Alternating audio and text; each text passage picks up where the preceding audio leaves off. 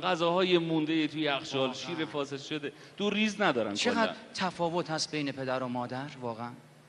مادر فرشته مهربونیه که شما در یک عصر سرد زمستونی تو خونه چرتتون برده، انقدر مهربانه، انقدر دلسوزه، از روی مهر مادریش انقدر آروم میاد روی پتو میکشه که این چرتت پاره نشه، از خواب نبری. اما پدر کیه؟ نگفته داری میخندی. پدر همون کسی که شما در این روزهای گرم تابستون زیر کولر خوابیدی میره کولر رو خاموش میکنه. تفاوت ها زیاده، نمیشه گفت. راجع به پدر یه جمله داشتی، ارتباط پدر با ثروتمند شدن. خیلی معروفه این کار. اونو من یادم نمیاد دقیقاً. به علم بهتر از ثروت. خیلی بیادبی. تو داری ترویج فرهنگ عزیزان. اما میگفت به افتخار همه اون مادرهایی که پیرهن سفید بهشون میدی بشورن، صورتی کمرنگ به تحویل میدن. با پیرهن رنگی با هم. به افتخار پدر مادرها دست بزنید.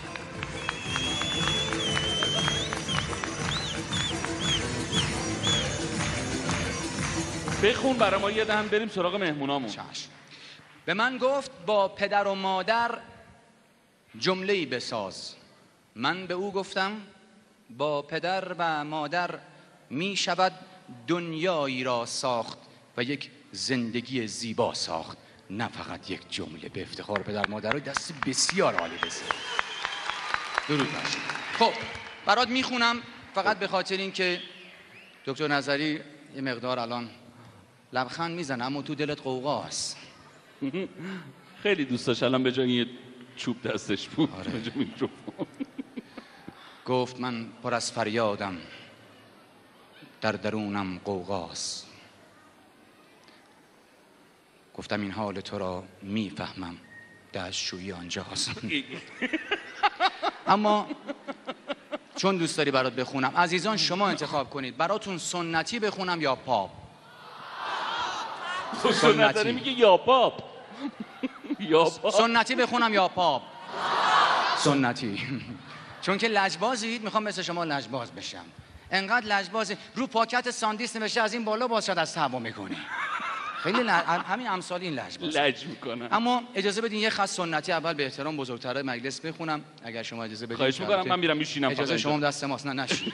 من رفتم نشستم. بخون. یه خط اول. فقط نمیدونم عکس العمل شما نسبت به کار من چه خواهد بود. به جون خودم در این مرحله اگر شما به من نمره قبولی بدید، بعد از اون دیگه این سالن انفجار. جدی میگم. دقت کن. یه خط.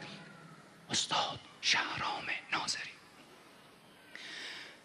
من ترک عشق و شاهد و ساغر نمی کنم،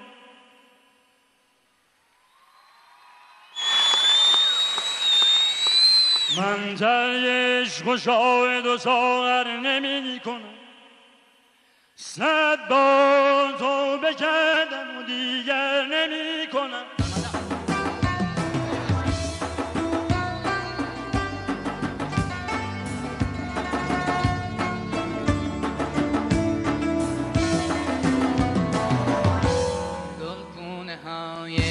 وحشی دشت امیده وقت سحر شد، خاموشی شب رفت و فردای دگر شد. من ماندم تنهای تن، من ماندم تنها میان سیل غم ها. گلخونا نامهربانی آتشم زد، آتشم زد. گلخونه ها بی هم زبانی آتشم زد، آتشم زد. من ماندم تنهای تنها، من ماندم تنها میان سیل غم ها. حبیبم سیل غم. یاد ایرج بسطامی عزیزمونم روحش شاد، گرامی یادش داریم. گرامی. قربون شما. یاد حسن جان چون همه هنرمندای خوب کشور قربون شما، گرامی. چون این ساعته رو جدید خریدم میخواستم فقط ریا بشه ببینید چقدر ساعت شیکه. خریده. اولین روزایی که ساعت دستش بسته بود بلد نبود ساعت رو بخونه. یادم نمیره یه بنده خدا تو خیابون داشت با سرعت میدوید، عجله داشت، تا دید ساعت مچ دست امیره گفت آقا ببخشید ساعت چی؟ اینم بلد نبود بخونه. گفت بدو دیرت شده. خب ما بعد از برنامه‌مون ایشالا در خدمت حسن ریوندی عزیز برای مردم و حضاری که در مجتمع الکی ولایت نگو. هستن الان تو گوشت جدی گفتن این میگم. آقا رو گفتگومون اجازه آخه ندید. مونده نصف کاره کی؟ با حسن جوهرچی عزیز و بهنام حسن سفر. برو پایین. به زبون خوش برو پایین. دکتر، ببین، یه اینقدر دست تعریفش افتخار حسن کردی. بزنید. اجازه بدین برای مردم برنامه خواهیم داشت یه بعد از لحظه آنچه برنامه. ناما نگیریم. دکتر انقدر که تو به سیبیلات میرسی اگه به بوته شلغم میرسیدیم هلو میدادیم. خب ازم بیا برو. عالی بود اینو من یاد گرفتم. ببین همین چی کارا رو نمیگم؟ میکنی که اینا برو میشن. دیگه این جنبش پایینه. حسن بیا برو. خیلی خوب عزیزان میگن من برم بگید نرو. وقت برمیگردیم. نداریم حسن جون. یه دست به افتخار حسن ریوندی دوباره بزنید بعد از برمیگردیم. برنامه زنده تلویزیون ما میای دوباره واقعاً؟ رسید. واقعا یه روز اومدی مثل موج دریا به جون آقا خودم. صاحبش اینجا نشسته حسن جون. مرحله بعد میام با بهنام شروع میکنم. بفرمایید. قربون شما. خوش اومدی. اسم درازه اومد خیلی خوب. فعلا خدا به نگهدار. افتخار حسن من ریوندی. میام. قربون حسن جون، حسن جان متشکرم. منتظرت هستیم. قربون شکلت.